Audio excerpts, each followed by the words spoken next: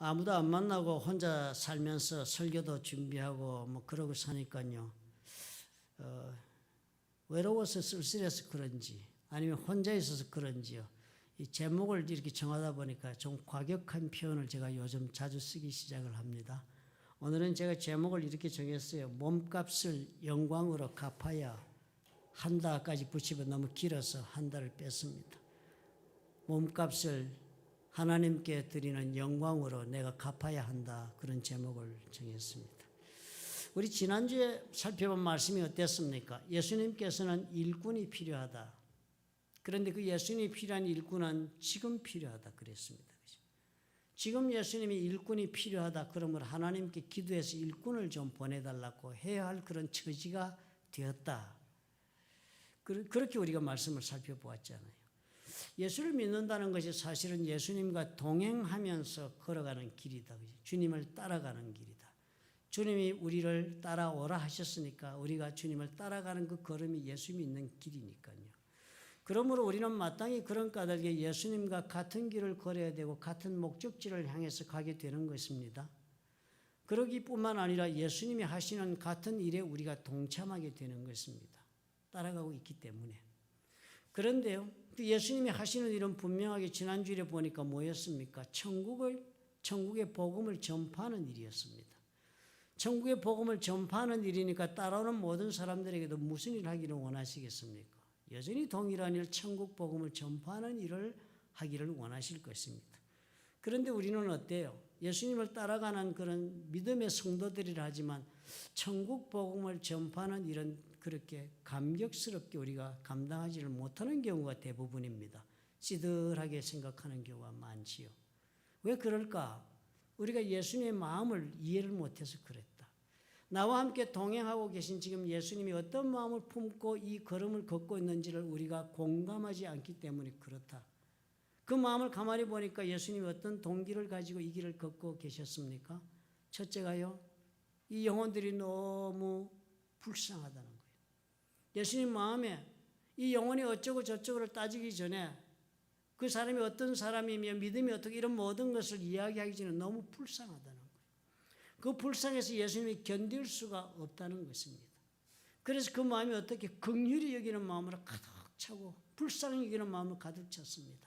compassion, mercy, 자비와 긍휼로 예수님 마음이 가득 찼다. 아무 전제 조건이 없다. 그것 때문에 주님이 천국 복음을 전파하는 것이 되고 있다. 또 그 영혼들이 그렇게 불쌍한 뿐만 아니라 보니까요, 자신들이 처한 문제에서 나올 수 있는 길을 모르는 사람들이다. 길을 잃은 사람들이야. lost 된 사람들이요. 어떻게 해야 내 이 환경에서 지금 살아날 수 있을까를 알지도 못한 채로 고통을 당하고 있으니까 그것이 또 예수님이 견딜 수 없게 불쌍한 요인이 된 것입니다. 그것 때문에 주님이 어떻게 해요? 천국 복음을 전파하는 일을 조건 없이 하고 계신 것이니까. 우리도 주님과 함께 기쁨으로 이 일을 같이 하려면 시들한 마음이 아니라 주님이 열심히 하고 기뻐하시고 감격하고 그리고 참 열정을 가지고 하는 것처럼 우리가 그러려면 우리가 그 마음을 나누어 품어야 하겠다 한 것이 지난주일에 우리가 살펴본 메시지의 내용이었습니다. 기억하시지요? 예. 그런데요, 그런 일을 하더라도 우리는 어떻게 육체를 가지고 사는 우리의 현실의 삶에서 그렇게 일하는 것과 내 개인의 행복과는 무슨 관계가 있는가에 대한 이해가 있어야 하는 것입니다. 그렇게 하는 일이 그저 십자가를 지고 자기를 부인하고 따르는 거니까 오직 고통이고 오직 희생이고 오직 그렇게 감당하기 어려운 그런 요구를 지는 것이라면 그 길을 걸어갈 수 있는 자가 누가 있겠습니까? 그 길을 걷는 것이 그렇다면 나로 하여금 사는 것 같이 내가 지금 산다고 느끼게 만드는 내가 소위 말하는 행복이라는 것과 그 일은 어떤 관계가 있는가? 이 생각을 우리가 해야지요. 여기에 대한 나 나름대로의 대답이 나오지 않으면 신앙생활이요? 현실을 떠난 그런 구름 위를 걷는 것 같은 신앙생활이 되지 현실을 땅에다 발을 대고 하늘을 바라보며 살아가는 신앙인이 되지는 못합니다. 사실 우리가 지금 이런 상황 제대로 사람을 만날 수도 없고 제대로 하던 일도 할 수 없이 우리가 이렇게 지나가는 세월이 길어지고 보니까 이전에는 그저 아무 생각 없이 해오던 그 많은 일들이요. 지금 하지 못하게 됐잖아요. 그 일들을 가만히 생각해 보니까 어때요? 아, 그거 참 대단히 행복했던 일들이었다 라고 생각 들어지는 것이 대단히 많습니다. 그렇죠? 아, 그때는 그거 그냥 뭐 일상적으로 하는 것이라 생각했는데 지금 그 모든 걸 못하게 되니까. 아침에 커피숍에 가서 같이 앉아서 커피 먹으면서 대화하는 거, 그거 뭐 그렇게 늘 할 수 있는 거라고 생각 못하게 되니까, 아, 그때 그것이 참 행복한 일이었구나. 서로 만나가지고 같이 모여 앉아가지고 우리가 가슴을 털어놓고 인생을 나누면서 같이 함께 나누며 기도했던 그런 일들, 아, 그때는 그거 뭐 아유 힘들고 귀찮다 이렇게 생각했는데 지금 그런 거 못하니까 사실은 그게 대단히 행복한 시간들이었다 이런 생각이 드는 것이 많지요. 그죠? 사소하게 생각했고 아무렇지도 않게 생각하고 지나쳤던 그 많은 일들 가운데 사실은 그때 정말 행복한 일이었네 하고 여기는 일이 대단히 많아졌습니다. 세월이 지나 돌아보면 그때 우리 눈에는 잘 보이는데요. 지나서 이렇게 돌아보면 잘 보여요. 아, 이런 일이었구나 보여지는데 막상 그 일을 하며 살고 있던 그때는 그 일이 전혀 행복한 건지 뭔지도 조차 모른 채 우리가 그렇게 살아버린 것이 너무나도 많아서 참 안타깝잖아요. 코로나 사태 덕분에요. 무심하게 보냈던 많은 것들이 우리에게 주었던 그 행복에 대하여서 누구나 한 번쯤은 생각해보는 그런 기간이 되어서 너무 좋습니다. 이것 때문에 우리가 생각하며 사는 그런 사람이 되기 시작했으니까요. 우리를 사람답게 살게 해주는 것은 생각하는 데서부터 시작되기 때문입니다. 생각 없이 살면 사람답게 살기 어렵습니다. 사실 인생 자체가 뭐예요? 산다는 것 자체가 뭐입니까? 결국은 어떻게 우리가 행복하게 될 수 있는가를 추구하는 것이 인생의 과정입니다. 평생을 행복의 추구에 사람들은 온 힘을 쏟으며 산다고 해도 틀린 말이 아니지요. 불행하기 위해서 오늘 사는 사람은 아무도 없습니다. 더 나아지기 위해서, 더 행복해지기 위해서, 오늘 행복하면 내일은 더 행복하고 싶어서 온 힘을 쏟으며 사는 것이 인생의 과정이지요. 사람은 누구나 다 행복하기 위해 사는 것이고 그것이 인간의 권리입니다.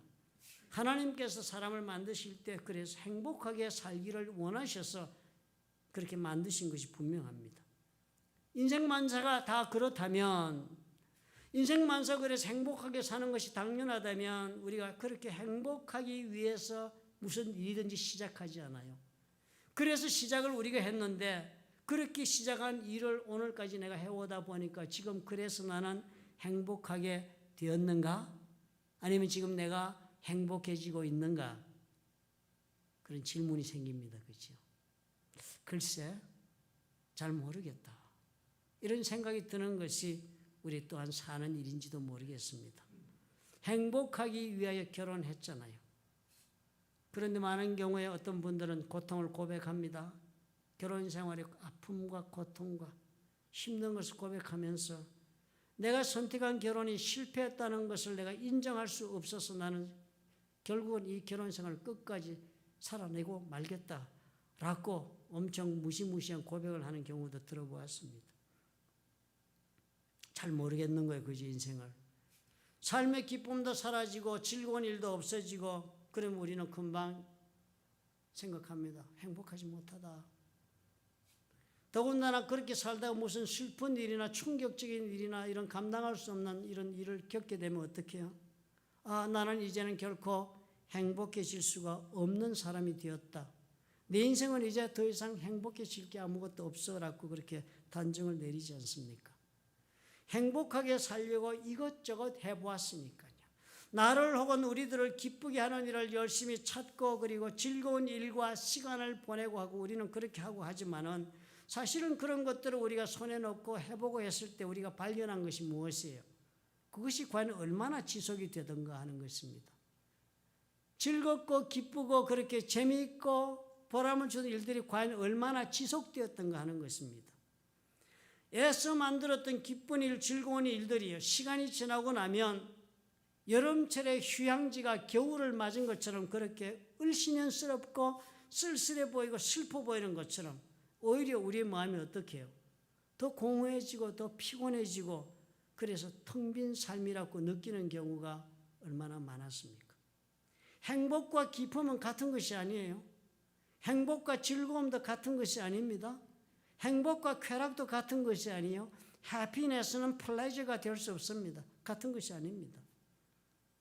우리를 즐겁게 해주고 또 기쁘게 해주고 그렇게 하던 모든 일들은요, 그 모든 약효가 오래 지속되지를 못해요. 우선은 좀 즐겁고 우선은 기뻤는데요, 어느 정도 시간이 지나면 약효가 다 떨어져서 껍데기만 남는 것입니다.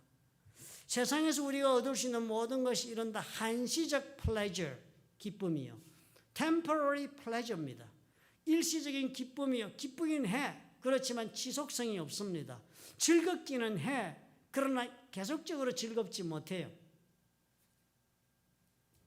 우선은 나를 기쁘게 해주니까, 우선은 즐거우니까 그렇지, 그래서 우리가 그것을 붙잡습니다. 그렇지만 이렇게 빨리 간단하게 끝날 줄은 꿈에도 몰랐다 하는 것입니다. 여러분, 우울증이 있는 사람은 술을 마시면 좋을 것 같습니다. 왜냐하면 술 마시면 업 되잖아요. 그죠? 슬프고 주저 한 잔 먹으면, 술 한 잔 먹으면 기분도 좋아지고 노래도 부르고 좋잖아요. 그런데 그렇게 좋아져서 이렇게 업 돼서 도움이 되는 시간은 30분 정도랍니다. 술 마시면. 그런데요, 그렇게 업 되었다가 그 다음에 떨어지기 시작할 때는요, 종전의 그 우울증의 레벨보다 더 심하게 밑으로 떨어진답니다. 그리고 어떻게 돼요? 우선 30분은 좋았는데 그 다음 뒷감당을 못 합니다. 그러니까 어떻게? 그 체험을 했으니까 뚝 떨어지니까 알코올을 또 공급을 해줘서 또 올라가고자 합니다. 그죠? 그렇게 해서 반복적으로 공급하고자 하게 되면 알코올 중독자가 되는 것입니다. 예수님이 그런 상태에 있는 여인을 만나지 않았습니까? 사마리아 수가성 우물가에서 만났습니다. 그래서 예수님 제안을 했습니다. 네 속에서 솟아오르는 생수를 마시게 해주겠다고. 마시면 마실수록 더 목마르게 되는 것을 체험한 사람은 예수님의 이 말씀이 절실하게 가슴에 와 닿을 것입니다. 사실은 우리가 행복하기 위해서 이 일죄를 찾아 하는데 그렇다고 해서 행복해지지 않는다 하는데 큰 문제가 있습니다. 오히려 그렇게 사느라고 세월을 지나고 나니까 행복하고 싶어서 행복하기 위해서 했던 그 많은 일 때문에 정작 그 삶의 그 순간에 내가 누릴 수 있었던 행복조차도 누리지 못한 채로 살고 말았다는 안타까움만 남았다는 것입니다. 그런 일들이 어떤 일들입니까? 세상에서 이루거나 얻거나 할 수 있는 모든 일이 다 그런 것입니다. 세상이 우리에게 해주는 약속들이 많지 않아요. 우리가 원하는 것들을 이루거나 얻거나 할 때 우리는 행복해질 수 있다는 세상의 약속을 우리는 그대로 받아들이고 살아갑니다. 우리가 좀 더 나은 집으로 가면 더 행복해진다고 생각하니까 더 나은 집으로 이사를 가려고 열심히 일합니다.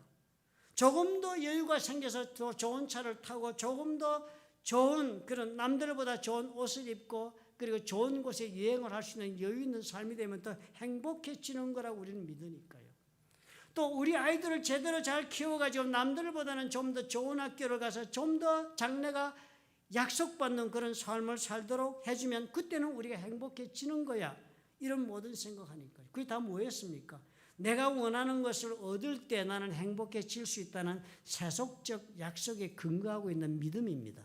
우리 그렇게 믿으니까 세상이 주는 그 약속, 세속적인 그 약속에 내 믿음이 근거해 있으니까 노력을 합니다. 예수 믿으면서 우리 얼마나 그런 노력을 열심히 합니까? 인생의 행복은 내가 원하는 것을 더 많이 가질 수 있으면 더 행복해질 수 있다는 그런 방정식이죠. 이거 허상이죠. 그죠? 살아보면 이게 다 허상입니다. 살아보고 허상이라고 발견할 때는 어쩌면 늦었는지도 몰라요. 행복은 잡았는데 잡고 보니까 어때요? 색깔이 금방 퇴색되고 말더라 하는 것 아닙니까? 현대인의 살아가는 모습이 다 이런 것입니다. 이런 우리에게 예수께서 부르시는 것입니다. 일하러 오라. 그런 세속적인 약속을 성취하는 일을 하는 대신에 나에게 오라. 내가 일꾼이 좀 필요하니까 나에게 한번 와보라. 내 일꾼이 되어보는 것은 어떻겠느냐라고 주님이 부르셨던 것입니다. 일시적인 기쁨을 주는 일을 하며 평생을 살아보겠느냐, 아니면 내가 약속하는 영원한 기쁨을 누리는 삶을 네가 한번 살아보겠느냐, 나와 함께 일해보자 라는 것이 주님의 도발이었습니다. 주님 그러시지 않았어요. 이사야서에 기록하고 있는 것처럼 주님 말씀하시는 거예요. 세상에 살아가는 사람들을 네가 한번 바라보라. 얼마나 불쌍하게 살고 있느냐. 세상 사람들 자기는 몰라. 그렇지만 바라보라. 머리부터 발끝까지 상하고 터지고 깨지지 않은 데가 없다. 맞아서 다 그리고 상처가 나고 그랬지만 참으로 불쌍하게도 자기 아픈 것을 알지 못하여서 기름을 발라 싸매을 받고 치욕을 받지 못해서 지금 그렇게 고통죄로 한 채로 살고 있다. 불쌍하지 않느냐? 이 세상 사람들을 도와주어야 하겠다는 마음이 들지 않느냐? 주님 그렇게 부르시는 거예요. 천국 복음을 전파하고 병자와 약한 자를 고치고 귀신을 쫓아내는 일을 예수께서 하시던 일, 이 일을 나와 함께 해보면 너희들은 상상하지 못했던 것을 얻게 된다라고 주님이 말씀하시면서 부르시는 것입니다. 이런 예수님의 말씀에 반응들이 없으니까요. 소극적으로 사니까요. 신앙생활 하면서도. 주님은 이렇게 강렬하게 부르시는데도 불구하고 성도들은 반응이 없으니까 고린도 전서에 사도 바울이 오늘 이렇게 적은 것입니다. 6장 19절 후반부가 이렇게 시작됩니다. 너희는 너희 자신의 것이 아니다. You are not your own. 네 자신의 것이 아니다. 네 몸이고 네 인생이고 네 것 같지. 그거 네 거 아니다. 값으로 산 것이 되었다. You were bought at the price. 물건값을 지불하듯이 너도 값을 지불하고 산 존재다. 그렇게 산 존재지. 네가 그냥 네 스스로가 주인이 되어서 네 인생 사는 건 존재가 아니다. 그러므로 너희 몸으로 그런 몸이니까 너를 위해서 쓸 수 없다. 값을 지불하신 하나님을 위해 영광을 돌리는데 네 몸을 써야 한다. 그래서 내가 하고 싶은 일, 내가 해야 되겠다는 일 내가 막 스스로 찾아서 하고 있는데요. 사도 바울이 그런 모든 성도들에게 도전하는 것입니다. 너희는 너희 자신의 것이 아닌데 어떻게 네 마음대로 네 자신의 인생을 주장하면서 살려고 생각을 하고 있느냐. 논리적으로 한번 따져보자. 너희를 값으로 주고 사지 않았느냐? 몸값을 지불하고 샀으면 몸값 지불한 사람이 임자가 주인이 되는 것이지. 네가 네 주인이 될 수는 없는 거 아니냐? 지극히 당연한 논리를 제시하는 것입니다. 우리가 하도 예수님의 은혜를 모르고 사니까요. 예수님의 안타까운 이 마음을 전혀 우리가 이해하고 공감하는 것이 없으니까 사도 바울이 고린도 전서에서 우리에게 단도직입적으로 이렇게 말을 해오는 것입니다. 그래서 해야 할 일이 있다는 거예요. 그래서 해야 하는 일이 생겼다. 이제는 너희 자신을 위해 사는 거 그만두고 네 몸값을 지불한 주인의 영광을 위해서 살아야 하는 것은 지극히 당연한 일이 아니냐라고 고린도전서 바울이 얘기하는 것입니다. 당연한 의무지요. 그러니까요. 우리에게는 이런 의무가 생긴 것입니다. 예수 믿는 사람들에게 하나님의 영광을 위해 우리가 일해야 하는 것은 지극히 당연한 의무가 되는 것입니다. 그런데 이 의무라는 것을 우리가 알고 나니까 어때요? 이 의무를 감당하는 것이 결코 행복한 일이 된다는 법이 없습니다. 의무를 행할 때는 우리는요, 행복하지 않습니다. 세상적으로 우리가 비교해 보시면 알 수 있죠. 납세의 의무, 세금 다 내야 하는 의무가 있습니다. 그런데 이 의무를 감당하지 너무 기뻐가지고 세금 다 내고 내가 더 세금 내겠다고 막 몸부림치는 사람이 있습니까? 내가 기뻐서 내 소득세 이번에 얼마 냈는데 그 곱절로 내고 싶습니다라는 국민이 있습니까?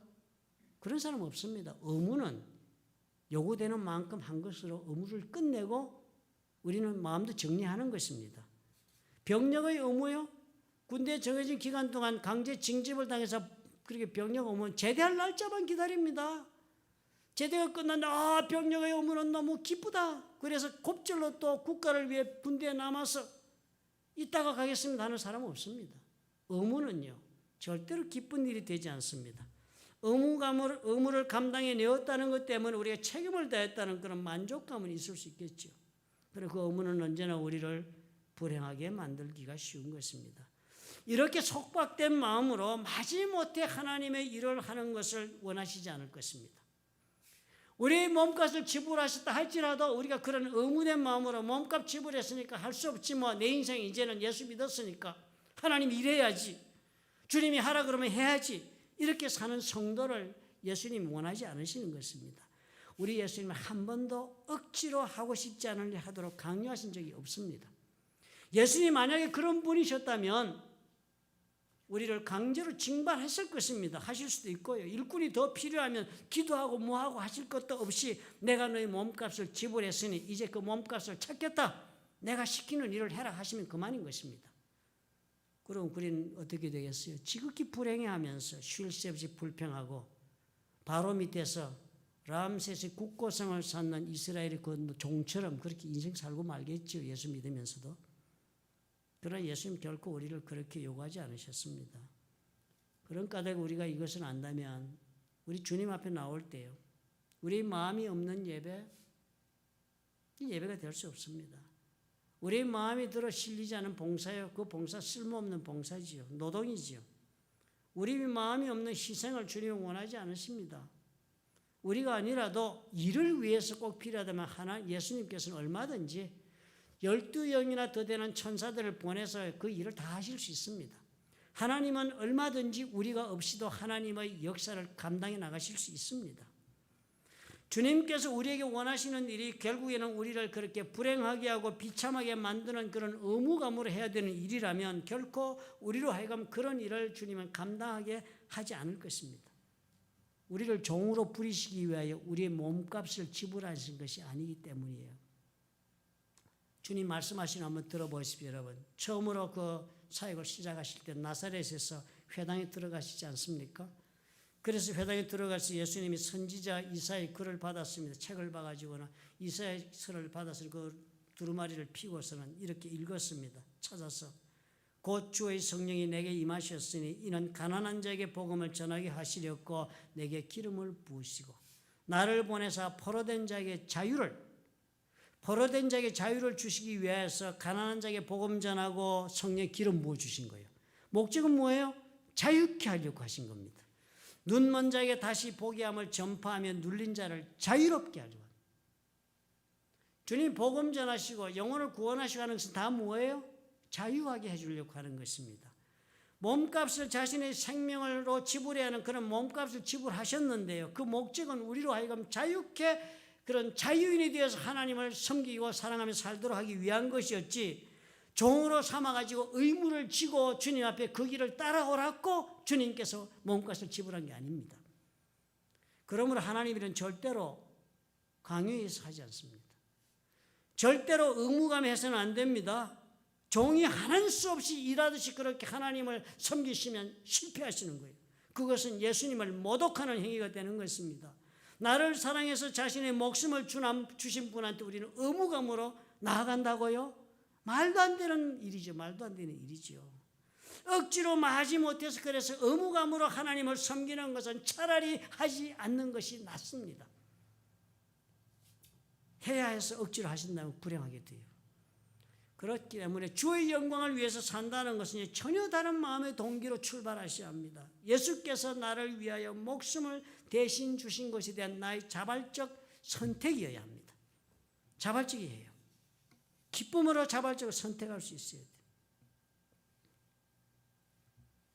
그런 과정에서 우리가 제일 먼저 늘 잊지 말아야 할 것은 나는 존재의 이유가 있다는 거야. 나는 그냥 이 땅에 온 것이 아니다. 왜 내가 지금 여기에 있는가에 분명한 이유가 있다는 거예요. 존재 이유.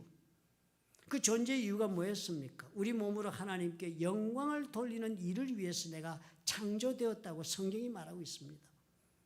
에베소서 1장에 나오는 글들이 다 그 글들입니다. 곧 창세전에 그리스도 안에서 우리를 택했다. 하나님이 이 천지 만물을 우주를 창조하기 이전에 먼저 우리를 택했다. 우리가 먼저예요. 우리에 대한 먼저 우리를 선택하시고 우리에 대한 계획을 다 세우시고 이렇게 말씀을 합니다. 1장 11절에 보니까 모든 일을 그의 뜻의 결정대로 일하시는 이의 계획을 따라 하나님의 계획을 따라서 우리가 예정을 입어 그 안에서 기업이 되었으니 이는 우리가 그리스도 안에서 전부터 바라던 그의 영광의 찬송이 되게 하려 하심이라. 천지 만물을 창조하기 전에 먼저 예정하시고는 계획을 다 세우시고 그래서 우리를 만드시고 이렇게 하신 것은 그렇게 해가지고 이 만물을 다 만드신 다음에 우리로 하여금 하나님 앞에 찬송을 돌리는 그런 존재가 되게 하려고 했다는 것입니다. 그게 우리 인생의 목적이라는 거예요. 그러니까 이 목적대로 우리가 늘 기억하고 살면 어떻게 해요? 내 인생의 방향을 잃지 않겠지요. 로스트 되는 법은 없겠습니다. 그죠? 그래서 의미 있는 삶을 살 수 있게 됩니다. 이걸 잊지 말아야 한다. 주님이 이것을 위해서 몸값을 지불한 것입니다. 그런데요, 이 모든 존재를 다 부인하면서 살면 어떤 결과를 얻었겠습니까? 허무한 일밖에는 남는 것이 없는 것입니다. 만들어진 대로 쓰임받아야 행복할 수 있습니다. 우리 하나님 앞에 영광을 돌린다고 그러는데요. 이 하나님의 영광은 우리가 만들어서 돌릴 일이 아닙니다. 하나님의 영광은요, 자연히 임하시는 것입니다. 하나님의 영광은 우리가 하나님의 나라를 구하고 하나님의 나라가 우리 가운데 임하면 영광이 드러나는 것이 하나님의 영광이지요. 우리는 많은 경우 우리가 영광을 창조해야 되는 줄로 알고 부담을 가집니다. 네 몸을 가지고 영광을 돌리라 그러니까 내가 영광을 뭘 만들어내야 한다. 내 삶에 무슨 희생을 하고 이래서 하나님 영광 받으실 만한 일을 만들어야 된다고 생각합니다. 그렇지 않습니다. 영광은 하나님이 직접 그 영광을 우리 삶 가운데 드러나게 하십니다. 마태복음 10장 1절에 보니까 예수님께서요, 제자들의 권능을 주시면서 나가서 내 시키는 일을 해라 그럴 때 그때 권능을 주십니다. 권능을 예수께서 그 12제자를 부르사 더러운 귀신을 쫓아내며 모든 병과 모든 악한 것을 고치는 권능을 주셨다. 이때는 영어로 번역한 성경 보시면 authority를 줬습니다. 이 authority라는 것은 행사해가지고 능력을 불러와서 쓸 수 있는 그런 권능을 준 거예요. 그래서 하시는 말씀이 가면서 전파하여 말하되 천국이 가까웠다. 이걸 전파해라. 그리고는 어떻게 해요? 권능을 행사하라는 거예요. 천국이 가까웠다 하고 전파한 다음에는 내가 너에게 주는 이 권능을 행사해라. 병든 자 고치는 힘을 발휘하고 죽은 자를 살리는 능력을 역사함으로 드러내고 나병 환자를 깨끗하게 하고 귀신을 쫓아내고 그래서 그렇게 다 해라. 그렇게 하라고 그랬습니다. 그리고 어떻게 됐다고 그러십니까? 하나님께서 당부하신 대로 천국이 가까웠다고 천국 복음 전파하니까 주님이 주신 권능이 나타나가지고 병든 자 고칠 수 있고 죽은 자도 살릴 수 있고 나병 환자도 깨끗하게 할 수 있고 귀신도 쫓아낼 수 하고 있고 하는 일들이 자연 발생적으로 다 그 뒤를 따라온 것입니다. 그러니까 이 일 때문에 하나님 뭐였대요? 영광을 받으시는 겁니다. 이건 사람의 일이 아니구나. 병든 자나 약한 자를 고치고 나병 환자를 깨끗게 하고 귀신을 쫓으니 어찌 이게 사람의 일이냐. 누가복음에 그렇게 적었습니다. 예수님께서 말씀하시길 내가 만일 하나님의 손을 힘입어 귀신을 쫓아낸다면 제자들이 그렇게 귀신을 쫓아내는 그 자리에 하나님의 나라가 이미 너희 임하였다. 하나님의 나라가 임했으니까 이런 일들이 벌어지는 거야 라고 주님이 설명해 준 겁니다. 그러니까 어떻게 해요? 이 영광을 드러내는 일을 우리가 하려고 몸부림칠 것이 없습니다. 이 영광은 하나님의 나라가 임하시면 당연히 하나님의 능력 가운데 벌어지는 일들이 영광스러운 일들입니다. 제자들이 두 가지 한 것으로 영광 돌렸어요. 첫째는 뭐예요? 능력을 받아서 갔으니까. 능력을 입고 갔습니다. 그냥 간 게 아니고. 두 번째는 뭐 했습니까? 천국 복음을 전파하는 일을 한 거예요. 그랬더니 그 자리에 하나님의 나라가 임하시면서 하나님 영광 받으실 일들이 막 벌어진 것입니다. 하나님이 그 영광 받으실 일을 직접 하신 거예요. 바로 이 내용을 여러분 가만히 생각해 보시니까 어때요? 예수께서 당부하신 우리의 삶에 대한 말씀이 아니었습니까? 동일한 말씀 아니에요? 마태복음 6장 33절입니다. 그런즉 너희는 먼저 그의 나라와 그의 의를 구하라. 그의 나라를 먼저 구하라. 그의 나라, His kingdom, His kingdom이란 말은 Kingdom of God, Kingdom of Heaven 이란 뜻이죠. 하나님의 나라, 천국을 너희 먼저 구하라. 그걸 seek first라고 해서 먼저 그것을 찾으라고 그랬습니다. 이것저것 정신없는 인생 살지 말고 좀 질서 있는 인생을 살아라. 먼저 네가 하나님의 나라가 임하는 일부터 이것부터 네가 좀 해보아라. 그것이 해야 할 일이다. 그것부터 하면 된다. 그렇게 하나님의 나라를 먼저 구해라고 그랬습니다. 우리가 무슨 일을 어떻게 하나님께 영광을 돌릴까 한다면 이 말씀의 순서를 따라가서 인생을 살아야죠. 먼저 우리는 어떻게 해요? 예수님 당부하신 대로 예수님이 제시하신 대로 능력을 받아야죠. 사도행전 1장 8절에 이 이야기가 다시 나옵니다. 오직 성령이 너에게 임하시면 너희가 권능을 받고, 영어로 번역할 때는 파워라고 그랬습니다. authority를 행사할 때 파워가 나오니까 너희가 권능을 받고 성령을 받으면 바로 이 파워가 나오게 되니까 이거 받으라고 그랬습니다. 그래서 꼼짝하지 말고 아버지께서 약속하신 거 기다려라. 이거 받기 전에는 나가면 안 된다. 이것부터 받으라고 그랬습니다. 이 받은 후에 그 사람들이 어떻게 됐습니까? 나갔죠. 그래서 당부하신 대로 천국 복음을 전파했잖아요. 그랬더니 어떻게 됐습니까? 엄청난 역사가 벌어진 거예요. 그 역사들이 다 뭐였습니까? 하나님께 영광을 돌리는 일들이 벌어진 거예요. 자신들이 영광을 창조했습니까? 삶으로 만들어냈습니까? 아니요. 능력을 받고 하나님 나라를 전파하니까 그곳에 하나님께서 임하시면서 하나님 나라가 임하면서 영광을 받으시는 역사가 왕성하게 일어난 것입니다. 우리가 하나님께 우리 몸을 가지고 영광을 돌리는 일도 이렇게 일어나야 되는 것입니다. 노력으로 되는 게 아닙니다. 물론 능력을 받기 위해서 위로부터 임하시는 성령의 충만함, 그 기름 부으심을 받기 우리는 꼼짝 말고 기도부터 해야 하겠지요. 대전제가 이겁니다. 대전제가 이런 기도가 먼저 있어야 영광을 사는 삶이 시작될 수 있으니까요. 그러나 우리는 뭘 해야 합니까? 하나님의 나라에 대한 전파를 해야죠. 능력 받은 다음에. 우리가 이것을 위해 만들어졌으므로 우리가 일에 쓰임을 받을 때, 아니 그래서 내가 이를 자발적으로 감당하고자 할 때 나의 창조의 목적이 지금 제대로 발휘되기 시작할 것입니다. 나의 존재된 이유가 드러나는 일이 벌어지는 것입니다. 일을 할 때. 보십시오. 예수님은 우리가 세상의 약속을 따라 내가 원하는 것을 얻으면 나는 행복할 수 있다고, 그렇게 우리는 세상의 모든 것을 쏟으면서 그렇게 일해도 얻지 못하던 것들을 주님이 이렇게 정리하십니다. 너희는 먼저 그의 나라와 그의 의를 구하라. 그리하면 이 모든 것을 너희에게 더하시리라. 이 모든 것이요, 세속적 필요에 대한 약속입니다. 이 세상을 사는데 필요한 것에 대한 약속입니다. 주님이 욕망에 대한 약속은 하지 않았습니다. 우리는 우리 욕망이 충족되면 행복할 것이라 말하는데 주님 말씀은요, 욕망이 충족되어 퇴색되면 그만인 것이니까 필요를 채우는 것으로 족하고 이 일을 통해서 너는 행복해질 수 있다. 주님이 그걸 주시겠다는 거예요. 그러면 이 모든 일은 어떻게 자발적으로 자원하는 마음으로 해야지, 억지로 하는 것은 예수님께 연락되지 않는다는 걸 이해해야 합니다. 인생 그렇게 살면 하나님과의 관계를 이루는 일에 하등 도움이 되지 않습니다.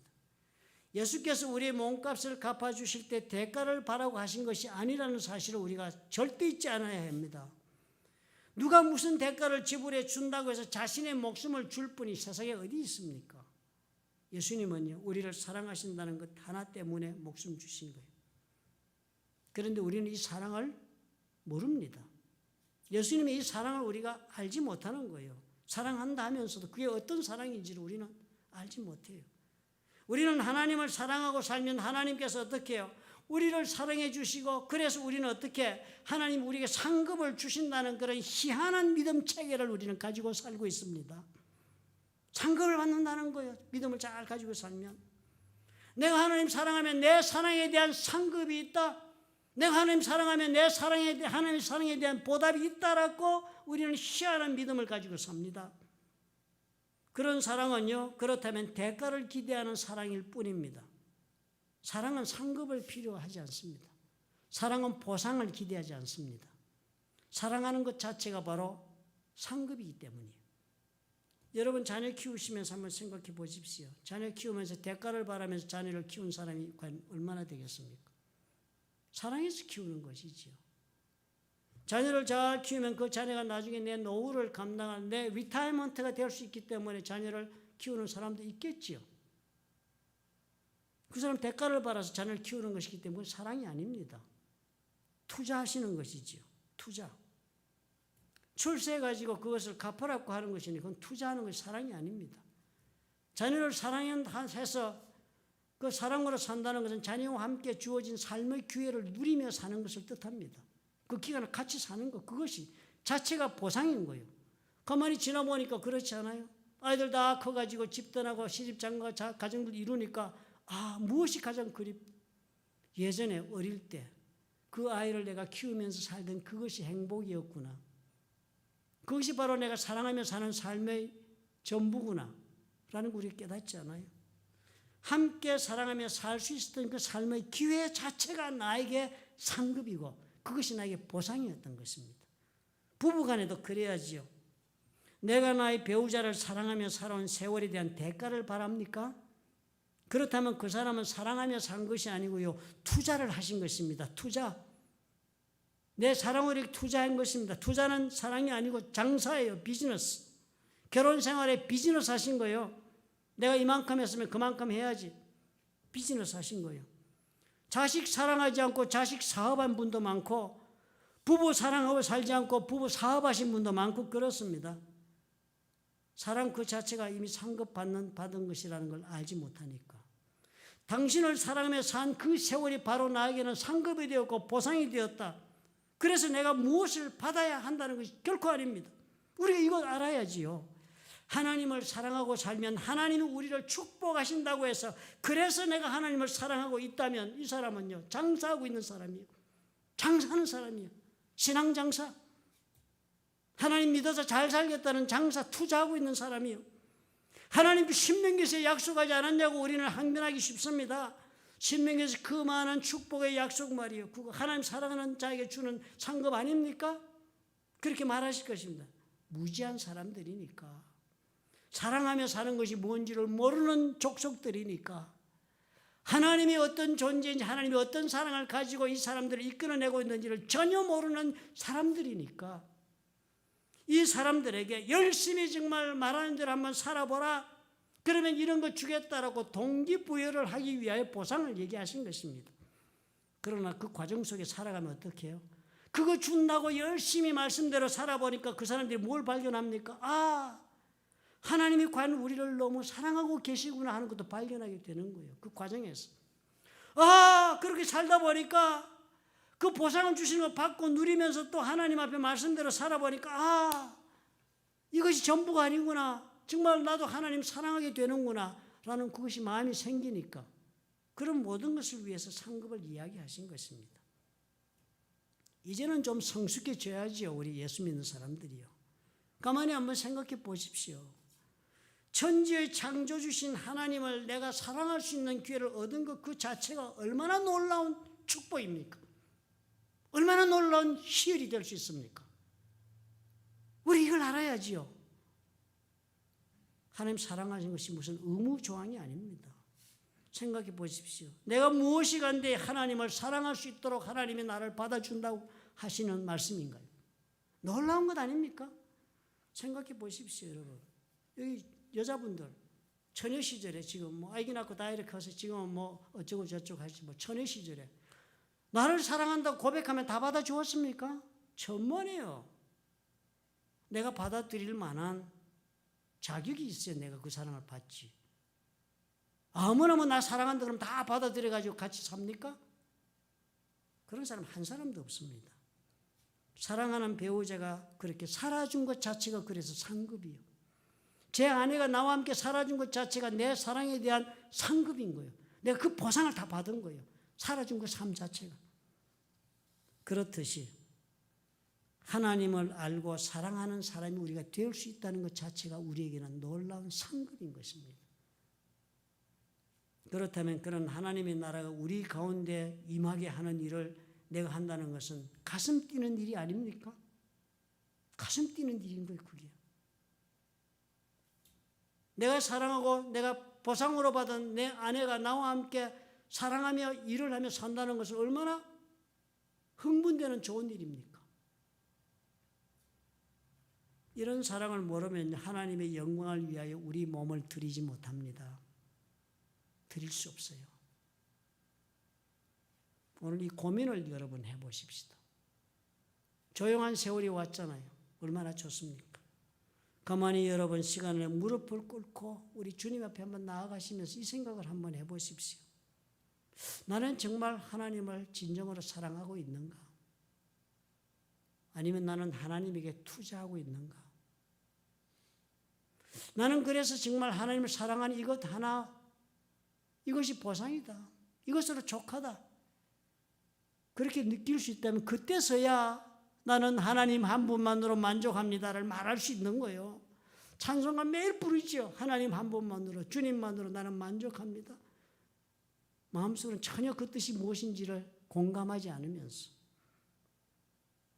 우리의 모든 삶이 여기서부터 다시 출발해야 하나님께 영광을 돌릴 수 있습니다. 우리가 왜 상처를 받고 아픔을 받고 속박을 느끼고 그래서 정말 치유받지 못한 그런 상처를 안고 삽니까? 사랑하는 가족인데요. 부부 사이에 또 그리고 자녀와 부모 사이에 왜 그런 아픔이 상존하고 있습니까? 사랑하며 사는 이 기회 자체가 나에게 상급이라는 것을 우리가 잊었기 때문입니다. 그것을 잊었기 때문이에요. 내 아내가 내 곁에 호흡하며 생명을 가지고 살고 있다는 것 자체가 나에게 나의 살아야 된 보상인 것을 내가 잊었기 때문인 거예요. 왜 황혼 이혼을 한다고들 야단입니까? 투자한 자본금 회수가 안 된다고 지금 얘기하는 거예요. 그래서 이혼이라도 해서 본전이라도 찾아보겠다는 것이 황혼 이혼의 본질입니다. 그렇죠? 왜 자식들 가지고 그렇게 괴로워하면서 하시겠습니까? 자식이 출세하지 못해서 괴로워하는 부모가 얼마나 많습니까? 남들 자녀를 비교해 볼 때 내 자녀는 왜 저만큼 되지 못하는 것 때문에 속으로 불행해하면서 내 자녀를 자랑스럽지 못하게 생각하며 사는 부모들은 또 얼마나 많습니까? 있는 그대로 사랑하고 사는 그런 것이 내가 정말 자녀에 대한 사랑의 보상이라는 것을 까마득히 잊었기 때문입니다. 미국에서 아이가 임신하면요, 산부인과에서 검사를 해줍니다. 아마 4개월쯤인 것으로 기억합니다. 그때 하는 검사가 있는데요, 다운 신드롬의 증상이 있는지 없는지를 임산부에게 시험을 해주면 태아 검사를 해서 무슨 뭐 자궁에 무슨 그 혈청을 재산하는지 그래서 이 아이가 다운 신드롬이 있는지 아닌지를 그렇게 알려줍니다. 먼저. 그러면 당연히 다운 신드롬의 증세가 있다 그러면 낙태할 수 있는 그런 권리를 줍니다. 낙태하고 싶으면 낙태 합법적으로 할 수 있다 이렇게 알려줍니다. 저는 그렇게 생각했습니다. 그럼 당연히 낙태하겠지, 그죠? 당연히 낙태하겠지.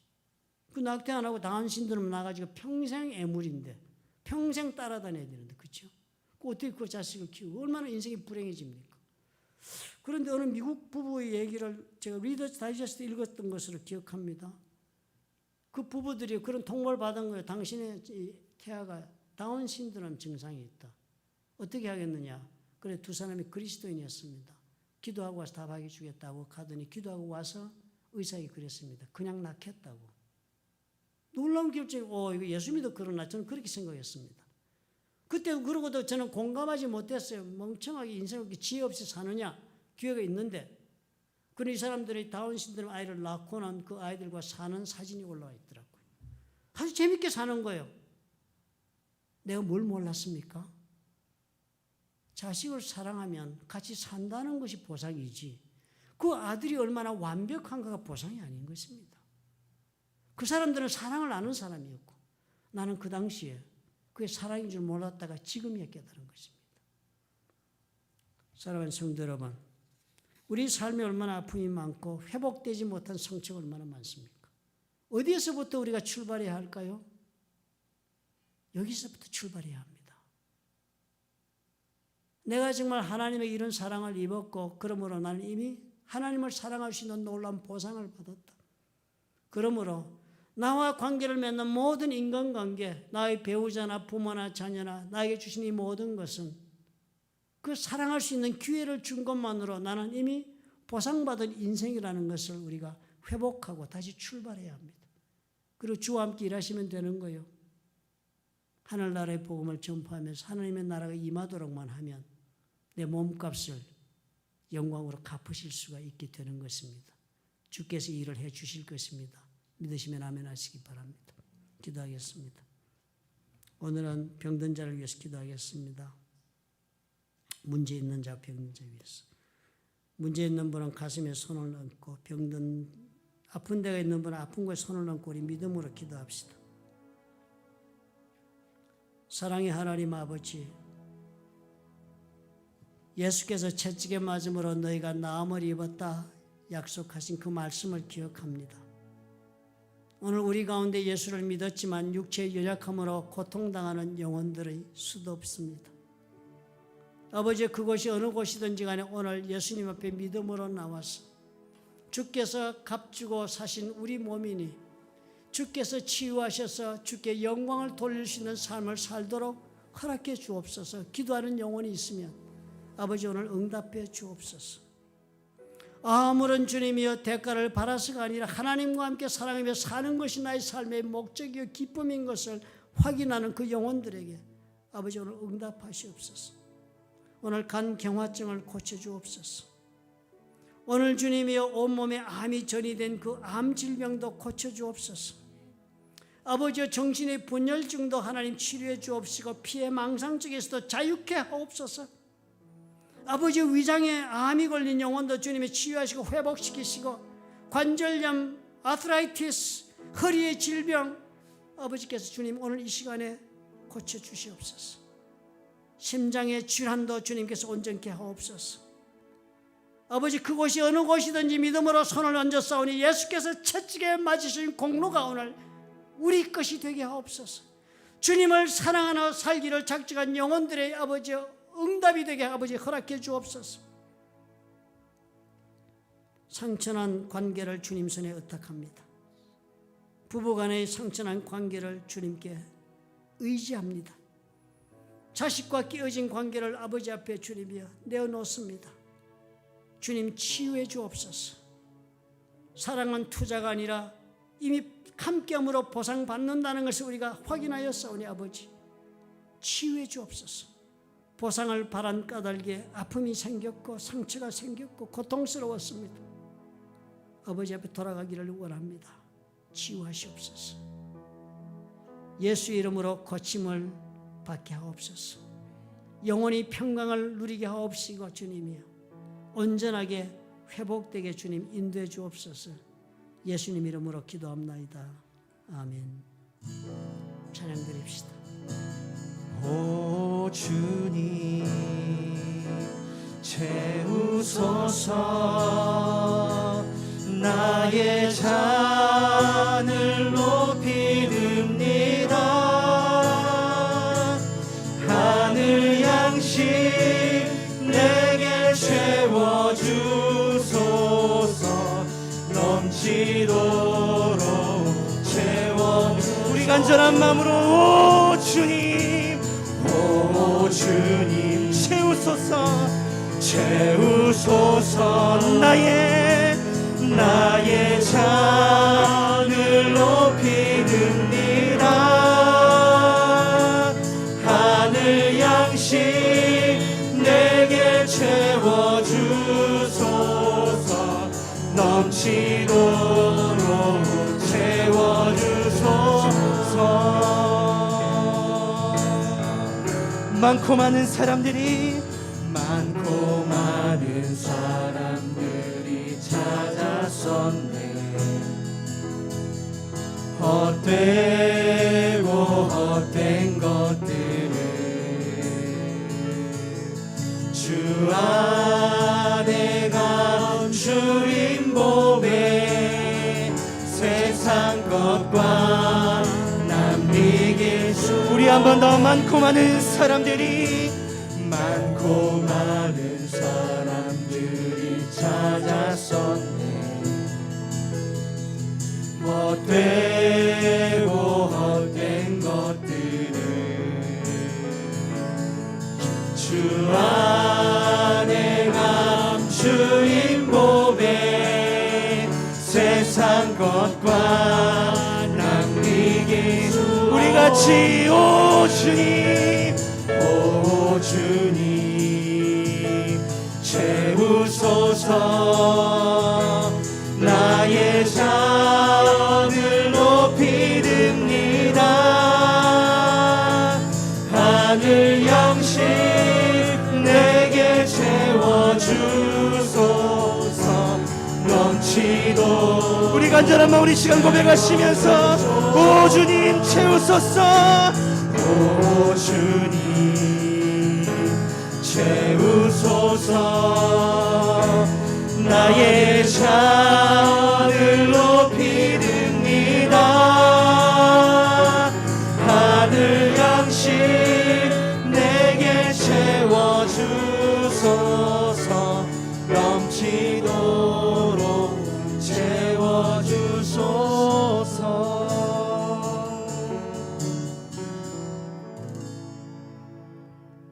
살아계시고 역사하시는 우리의 좋으신 하나님 아버지, 오늘 주신 하나님의 말씀대로 우리의 영혼이 다시 깨어나 하나님을 사랑하며 살아가는 이 모든 일에 열심을 내게 도와주옵소서. 우리가 하나님을 향한 그 첫사랑이 회복되어서 참으로 예수 그리스도와 함께 동행하며 주님 하시는 일, 천국의 복음을 전파하는 일에 우리 모두가 다 투신하게 도와주옵소서. 우리가 주를 사랑하는 까닭에 이 일을 함께하는 것이 나의 기쁨이요 나의 삶의 의미가 되는 것을 우리가 발견하였사오니 주여 도와주시옵소서. 우리가 이 길을 믿음으로 걸어 하나님 앞에 영광을 돌리는 일에 동참하기를 원합니다. 주께서 역사하시는 그 자리에 우리가 함께하기를 원하옵나니 하나님이여 우리 모두를 받아주시옵소서. 부족하고 연약하고 허물이 많은 우리라 할지라도 예수 그리스도의 보혈로 우리가 씻음을 받아 주 앞에 나아가옵나니 아버지여 우리의 마음을 받으시고 주님의 사랑으로 새롭게 하여 주옵소서. 이제는 우리 주 예수 그리스도의 무한하신 은혜와 아버지 하나님의 극진하신 사랑과 보혜사 성령님의 교통하심이 우리 하나님을 사랑하며 천국 복음을 전파하는 일에 투신하기로 결단하고 일어서는 하나님의 사랑하는 자녀들과 그들의 생업과 가정 위에 보혈로 값지고 세우신 플러튼 좋은 교회와 파송하신 선교사들 위에 지금부터 영원토록 함께 하실지어다. 아멘.